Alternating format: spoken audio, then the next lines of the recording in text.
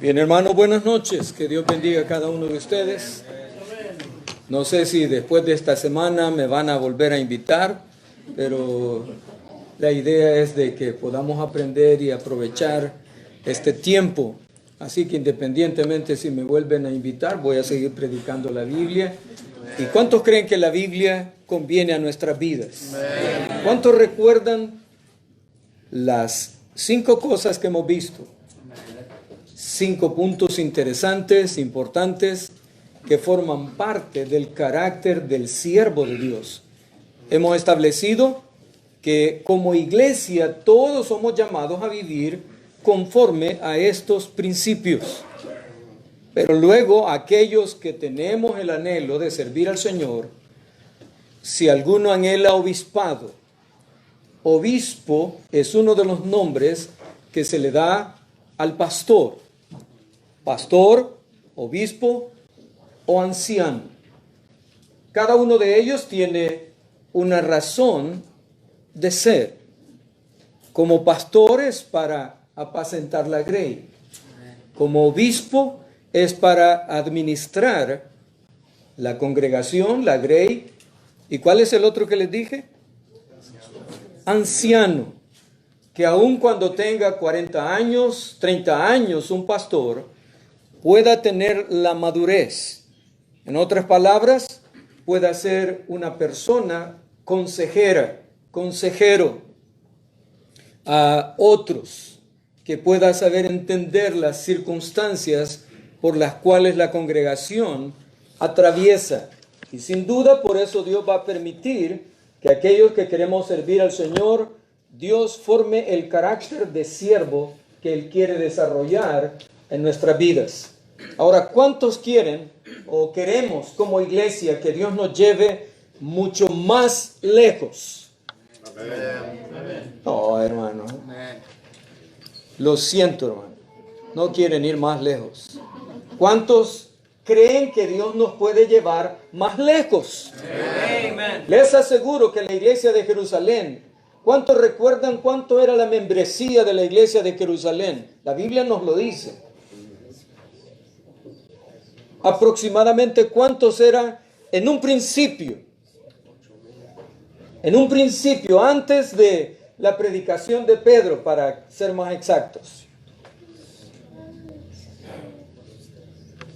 Dice la Escritura que el Señor Jesucristo apareció a los apóstoles, también a Pablo, pero a más o menos 500. Esa era la iglesia de Jesús. Esa era la iglesia que él tenía antes de la llegada del Espíritu Santo. En verdad, hasta ese momento era una asamblea. Todavía no habían recibido la promesa del Espíritu Santo. Pero luego hubieron como 3,000 personas convertidas ante la predicación de Pedro y otros 5,000 después. Así era aproximadamente la iglesia bautista de Jerusalén. Amén. Más o menos como unos 8,000. Ahora, el Señor había venido trabajando. Jesús tomó a 12, de los 12 a 3. Con los 3 ministraba a los 12, con los 12 ministraba a 70, con los 70 ministraba a 120 y con los 120 ministraba a 500. Si Jesús no podría ministrar a 500 a la vez, no porque Él no pudiera, sino porque estaba dando el bosquejo de la vida de la iglesia. Amén.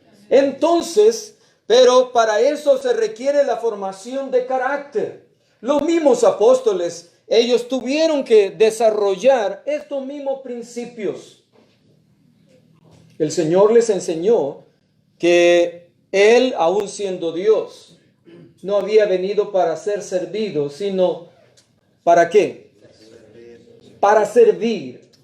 Entonces Dios busca desarrollar en la congregación, sean estos 30, 40, 50, 100 o más. Busca desarrollar en nosotros un corazón de siervo. Como vimos ayer, dulos. Pablo le escribe a Tito y él podría haberle impuesto: yo, el apóstol, te digo lo que tienes que hacer. Y tenía una justificada razón para hacerlo.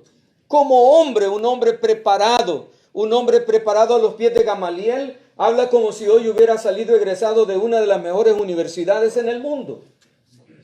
Pero Pablo dice, el que te escribe es el siervo, el doulos. Entonces no hay razón para jactarnos entre nosotros. Y Santiago dice en el capítulo 3 que si alguien quiere ponerse en la posición de maestro delante de los demás, es mucho más responsable. Así que mejor permitamos que Dios nos enseñe. Y esta noche yo no me paro aquí como ningún otro más que y espero que por lo menos llegue a ser siervo inútil. Porque eso dice la Biblia. Que siervos inútiles somos. Así que vamos a pasar el examen. Ya copiaron. Vamos a ver, ¿cuál principio? Irreprensible. Y ese encierra todos los 23. Irreprensible. Marido de una sola mujer. No una a la vez, no una en cada país, sino una sola.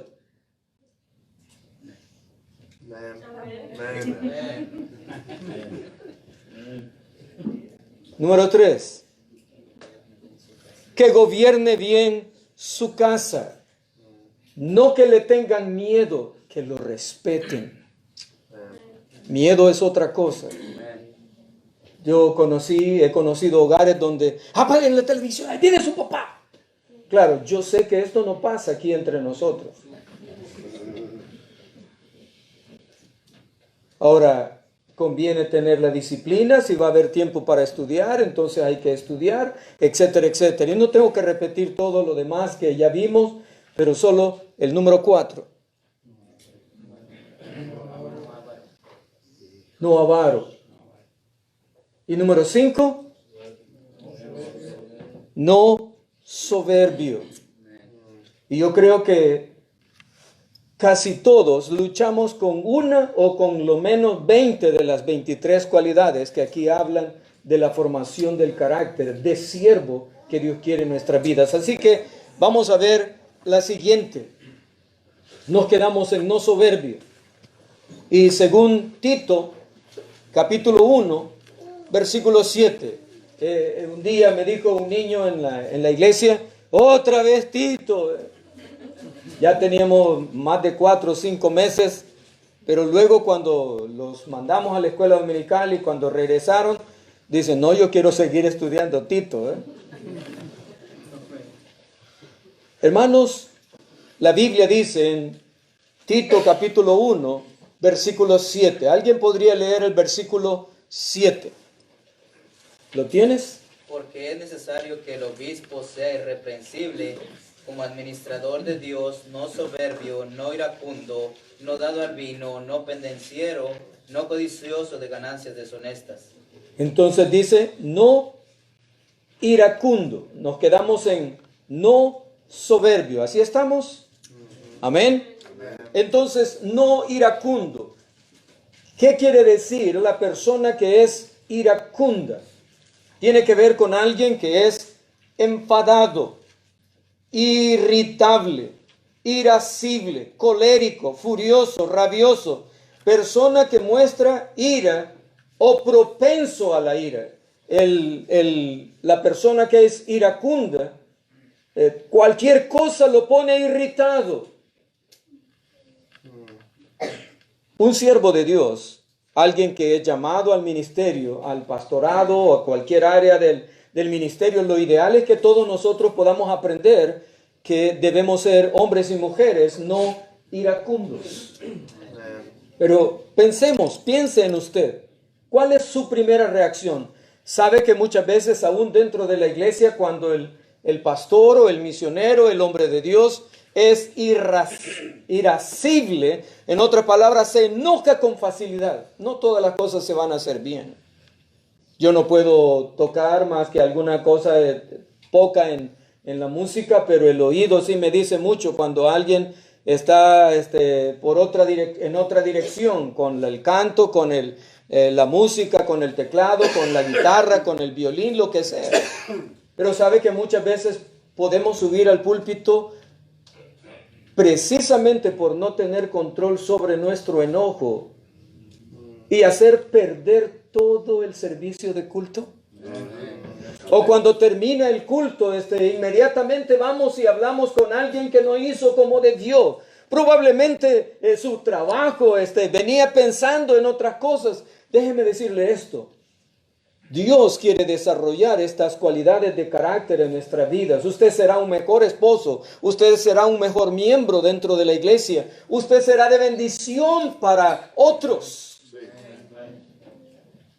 Es una persona, hablando del no iracundo, es una persona que raramente se enoja. Y si se enoja, es algo corto en el tiempo. En otras palabras, sabe cómo controlar o manejar el enojo. No es el enojo el que le maneja a él. Muchos de nosotros somos controlados por el enojo. Con sinceridad, ¿cuántos alguna vez han agarrado así a punta de pie la llanta del vehículo porque la encontró ponchada? Vienen alto, hermano, sin pena. Porque a mí también me han dado ganas. Ahora, gracias a Dios no la he agarrado. Una mañana, para salir al culto, estamos justo a tiempo y al sacar el vehículo, una llanta está ponchada. ¿Entienden esto de ponchado? Sí. Porque es el calor nuestro. Un día, buscando el hecho de poder tener siempre las cosas listas en el vehículo, aunque sean llantas no muy de un gran precio y de gran prestigio, buscando que el vehículo esté siempre listo. Fui para cambiar las 4 llantas y fuimos después a hacer un mandado, y el lugar donde fuimos a hacer el mandado, cuando vamos a subir al vehículo, llanta nueva, desinflada. Justo para enojarse, amén. Ahora les aseguro que no solamente una llanta, se quemó las tortillas, se quemó algo allí en el horno. ¿No creen que vale la pena enojarse? Y generalmente cuando se trata de la otra persona, la hija o el hijo, que le sucedió esto, la mamá reacciona descontroladamente, pero no se acuerda que a ella le ha sucedido una y otra vez que algo no fue bueno. Ahora, hermanos, la Biblia nos dice en Mateo capítulo 5, versículo 22, hablando del enojo. Mateo 5, 22. Si alguien lo encontró bien rápido, una hermana que se pone de pie y nos lee el versículo. Mateo 5, 22.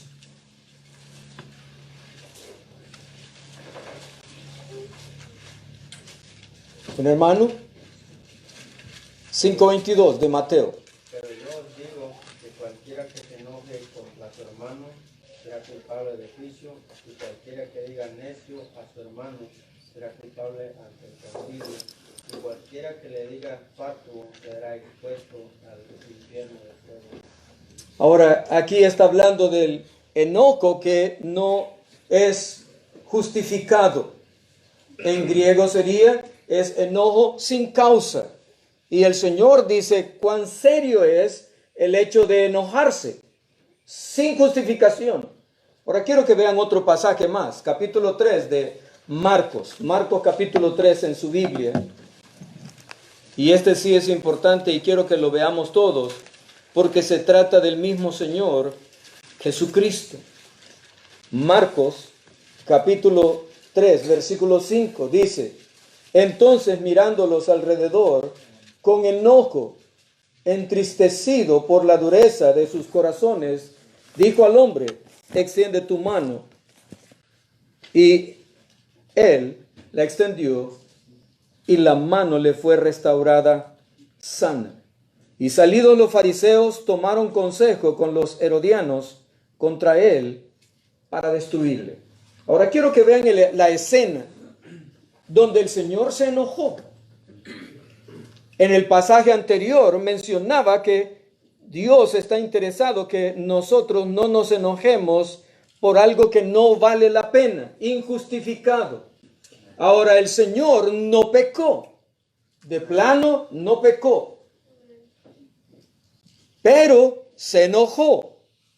Ahora en la escena encontramos a dos de los grupos de personas de aquel momento que eran religiosos, fariseos y herodianos. Los dos eran grupos muy fuertes dentro de la comunidad, dentro de la sociedad.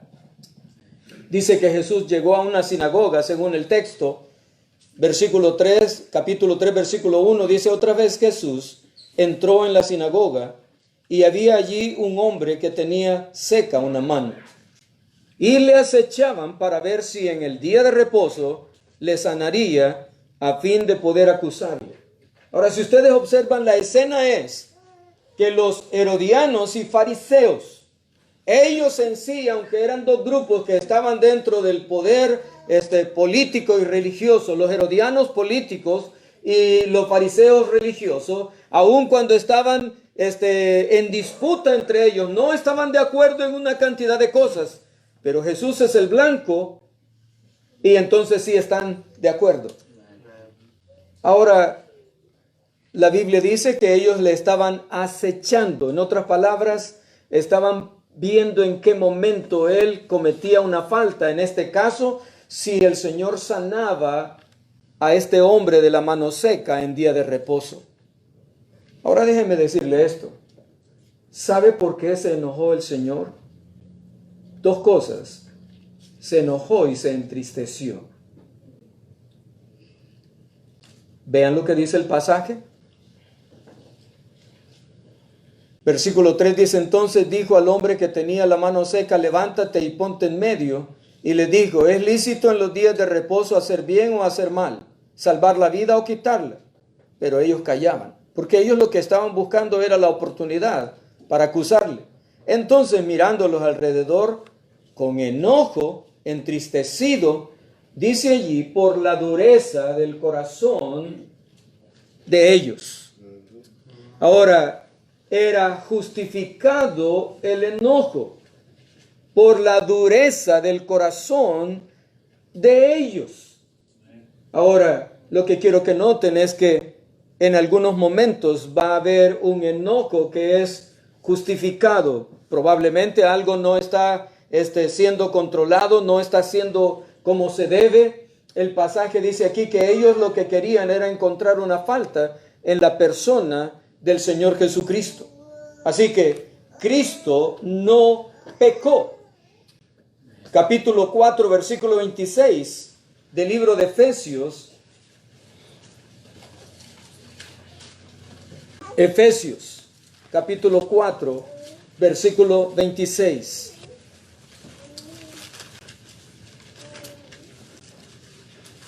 Efesios capítulo 4, versículo 26. Dice: airaos, pero no pequéis, no se ponga el sol sobre vuestro enojo. Entonces la clave es rectificar el problema en poco tiempo, en el tiempo más corto. Conocí a una familia que ellos pasaban enojados por una semana o más. El papá con los hijos, la mamá con los hijos, él como marido con la esposa con él. Y entonces cuando iba pasando el día, ahí decirle a tu papá que ahí está la comida. Pero no lo decía así, lo decía en una palabra más áspera. Decirle que ahí está el hartazón. No sé si entienden eso. Es fuerte en nuestro país, pero lo que quiero que noten es que mostraba su enojo.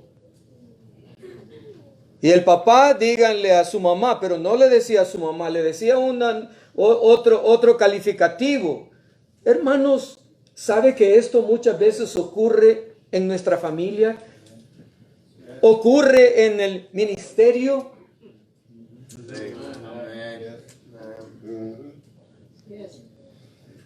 Y nosotros tenemos que aprender. La Biblia dice: airaos.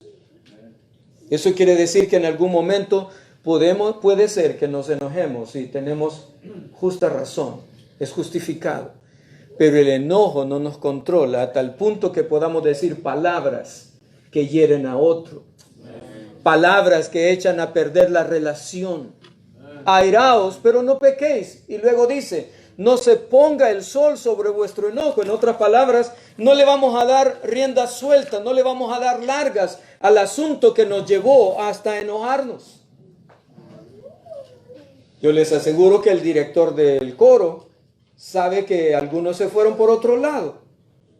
En algún momento, hace años, teniendo un coro allí en nuestra iglesia, por error el que nos dirigía, pusieron a los de la segunda voz en la parte de enfrente, porque éramos más bajitos, y pusieron a los de la primera voz en la parte de atrás. Y no sé si ustedes logran comprender, todos cantamos en segunda voz. Fue un desastre, pero comenzamos y terminamos.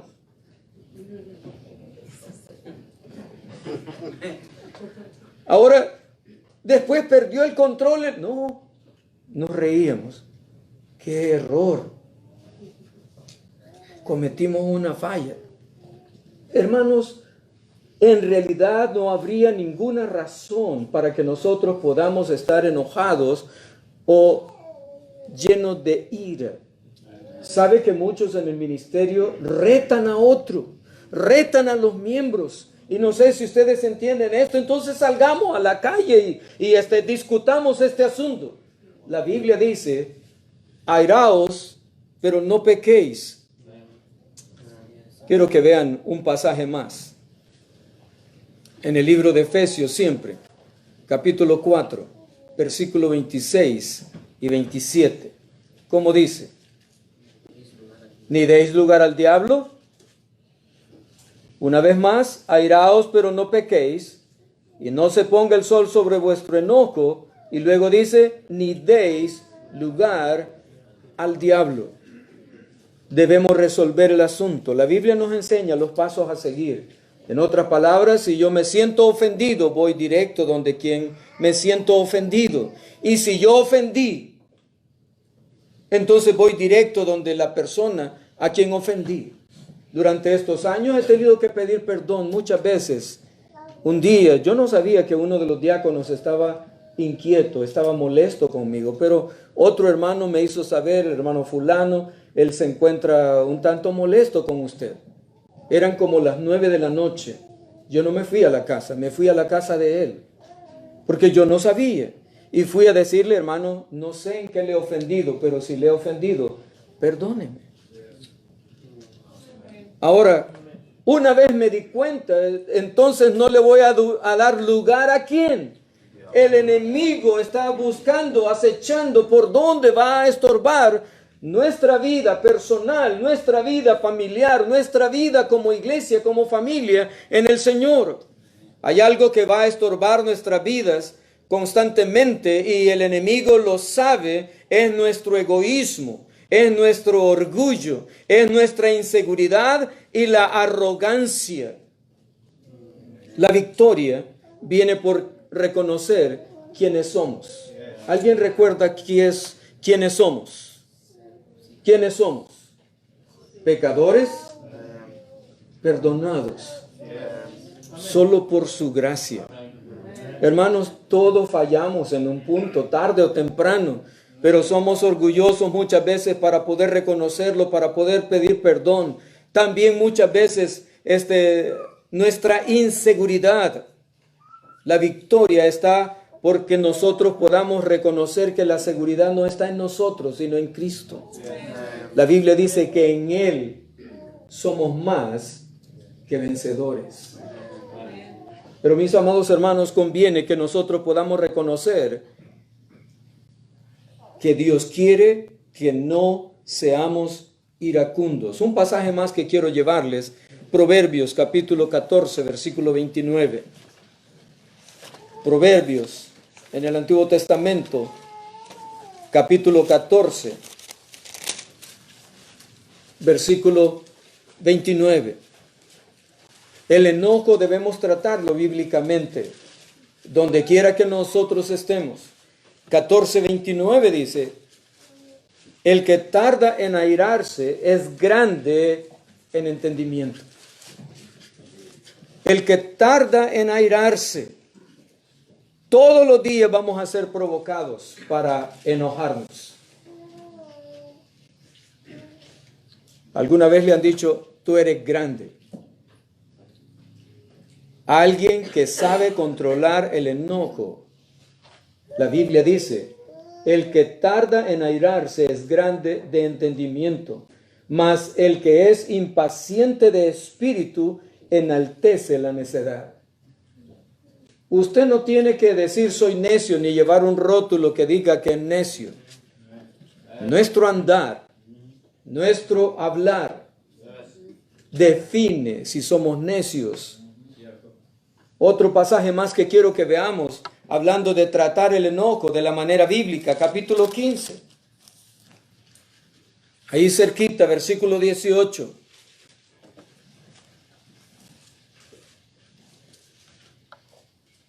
El hombre iracundo promueve contiendas, mas el que tarda en airarse apacigua rencillas. Recordémoslo, no estamos sacando de ningún otro libro, estamos yendo a la palabra de Dios, dice la escritura en el 15:18. El hombre iracundo promueve contiendas. Su corazón llega a anidar resentimientos. Ahora, ¿qué me dice la escritura? Porque de nuevo conviene tratarlo bíblicamente. Siempre va a haber cosas, hay algo que en alguien probablemente no nos agrade. Ese resentimiento que anidamos, debemos tratarlo. La Biblia dice que el amor, ¿qué? ¿Qué hace? Cubrirá multitud de faltas. Les aseguro que cuando venimos aquí, aunque no venimos a una reunión de modas, de repente alguien dice, no, los zapatos no le van con la corbata.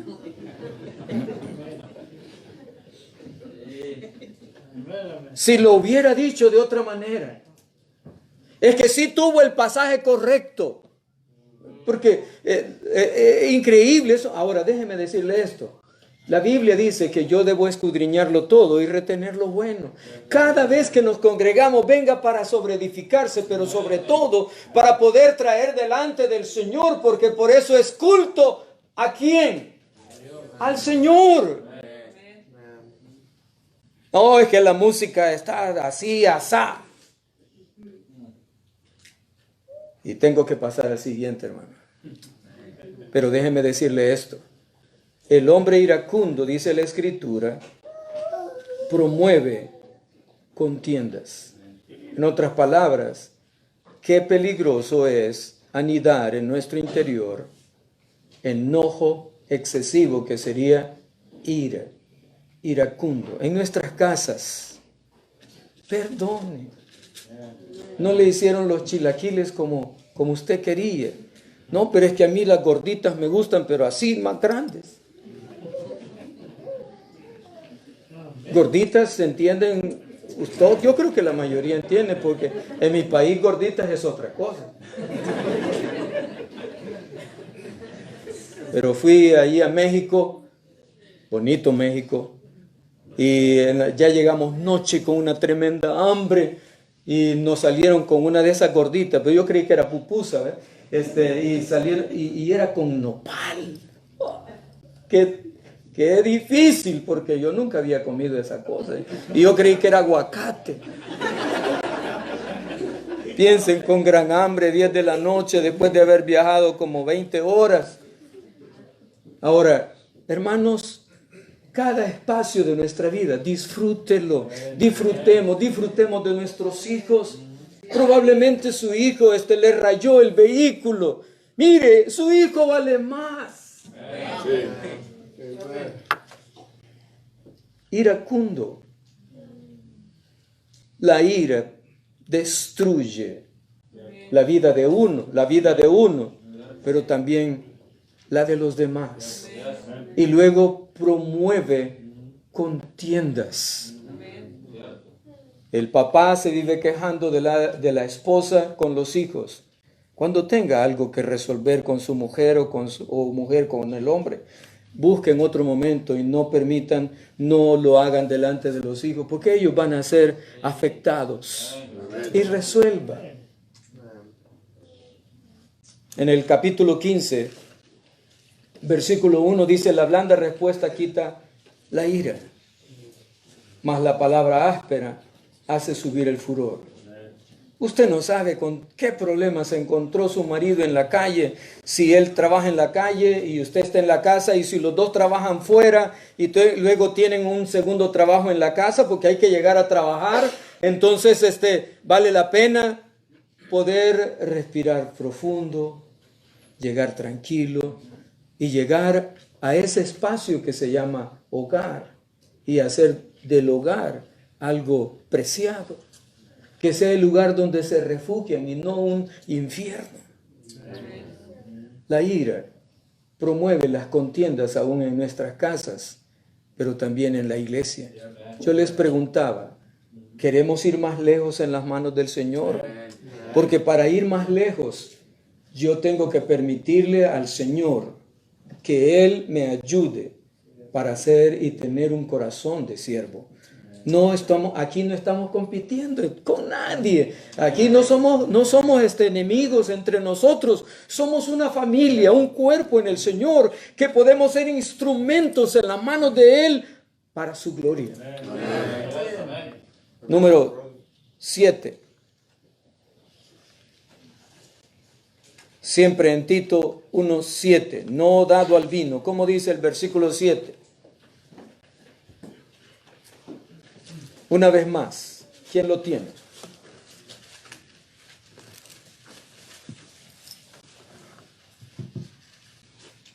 Porque es necesario que el obispo sea irreprensible como administrador de Dios, no soberbio, no iracundo, no dado al vino, no pendenciero, no codicioso, de ganancia deshonesta. Bien, gracias hermano. No dado al vino. Efesios capítulo 5, versículo 18. La Biblia nos dice lo siguiente, un poquito más atrás. Efesios 5, 18. Hablando de no dados al vino.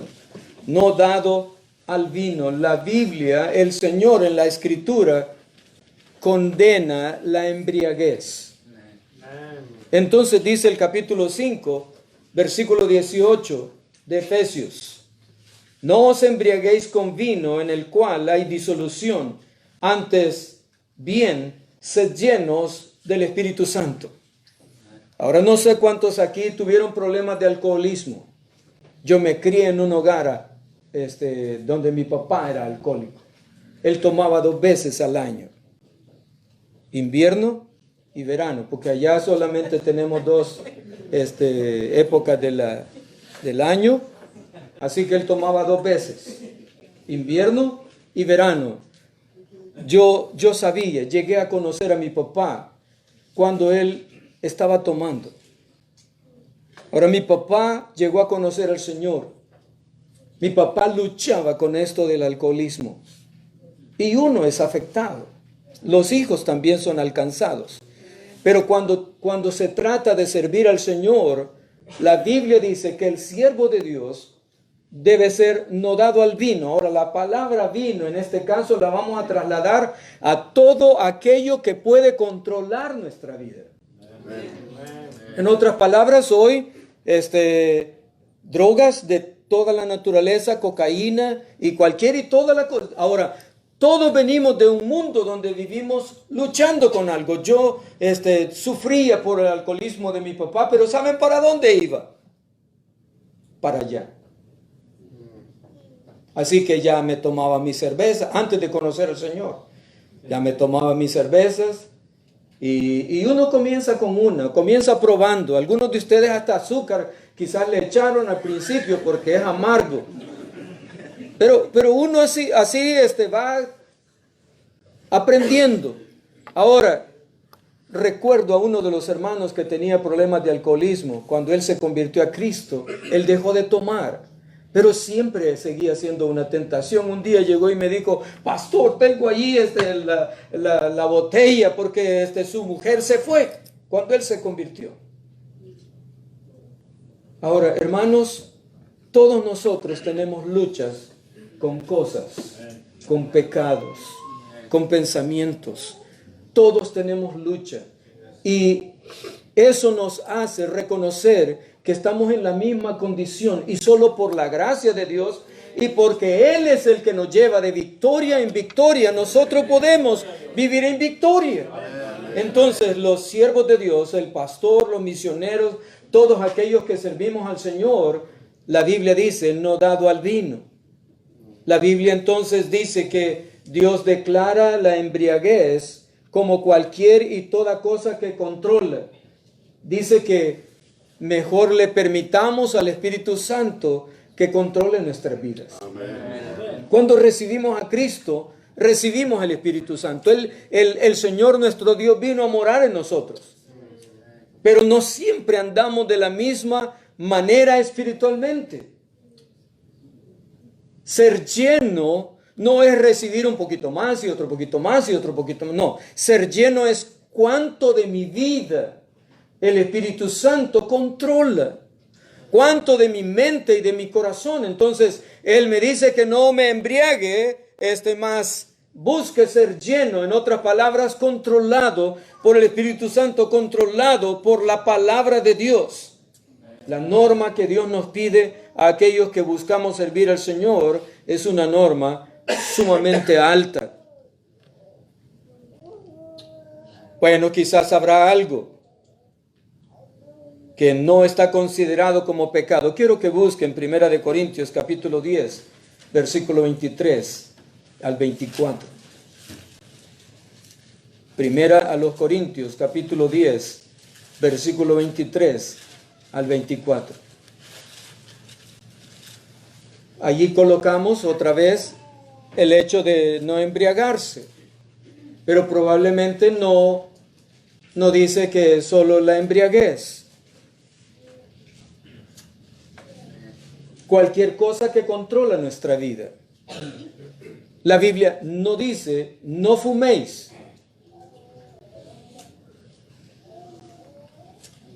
Ahora, quiero que vean el pasaje. Todo, dice Pablo, me es lícito, pero no todo conviene. Todo me es lícito, pero no todo edifica. En otras palabras, hay cosas por las cuales no las hago, pero porque no me edifica, sirve de tropiezo a otros. Versículo 31 en el mismo pasaje.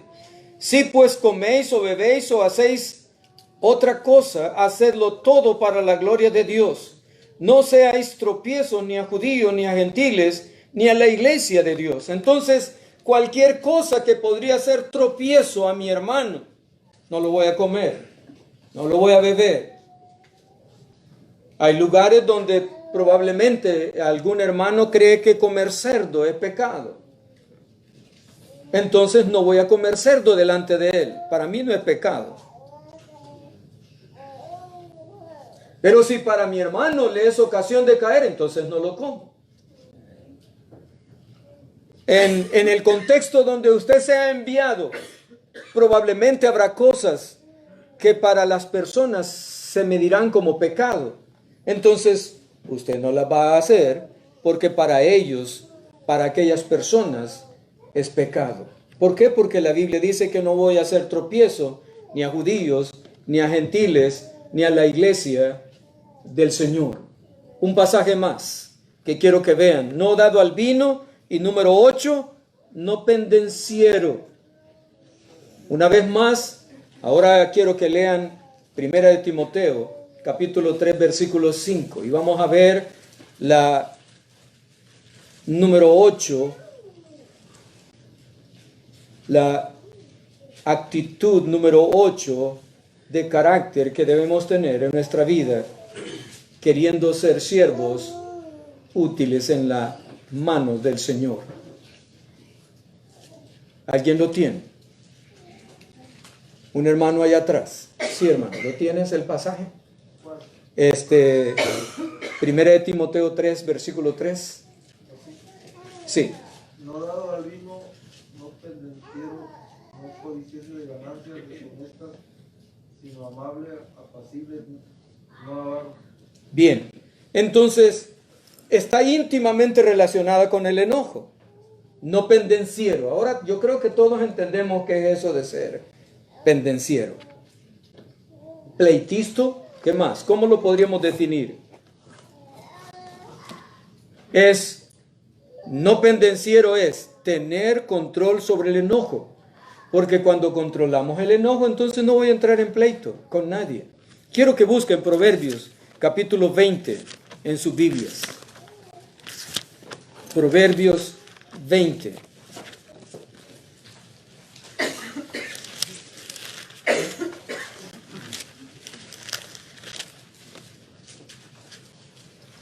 Versículo 3. Dice: honra es del hombre dejar la contienda, mas todo insensato se envolverá en ella. El perezoso no hará a causa del invierno, pedirá pues en la siega y no hallará. Como aguas profundas es el consejo en el corazón del hombre, mas el hombre entendido lo alcanzará.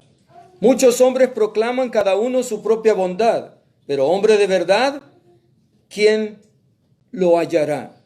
Ahora dice el versículo 3 que es un hombre de verdad. ¿Se acuerdan de que vimos hace poco la mujer virtuosa? Aquí es el hombre virtuoso.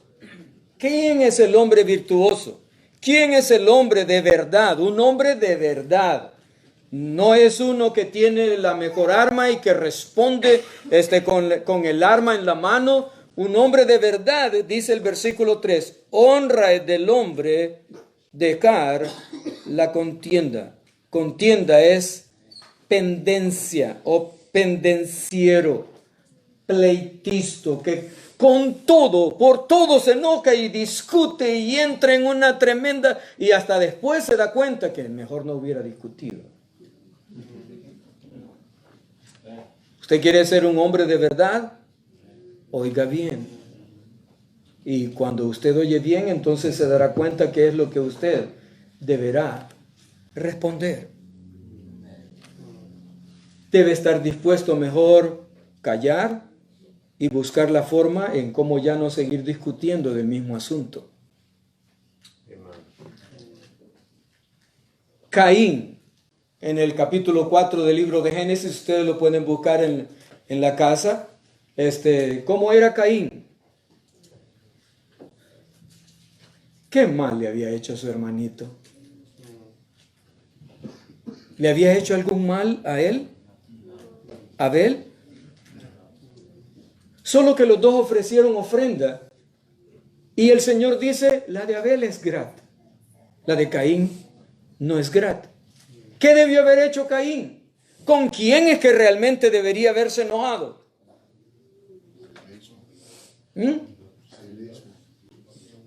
Bueno, consigo mismo, porque no hizo lo correcto, porque no hizo lo que era grato. Pero generalmente nosotros siempre estamos buscando, no es que por ti, es que tú fuiste, es que tú hiciste, es que tú dijiste. Ahora, no pendenciero. Hermanos, siempre va a haber una razón, pero recuerde, honra es del hombre dejar la contienda. No contentarnos. Deje que Dios trabaje en el corazón del resto. Querido Padre, muchas gracias, porque hasta aquí nos has ayudado. Gracias por tu palabra preciosa. Gracias, porque nos has dejado a través de ella las instrucciones de cómo podemos ser un creyente, un hijo tuyo, que puede ser usado en tus manos. Él será exaltado.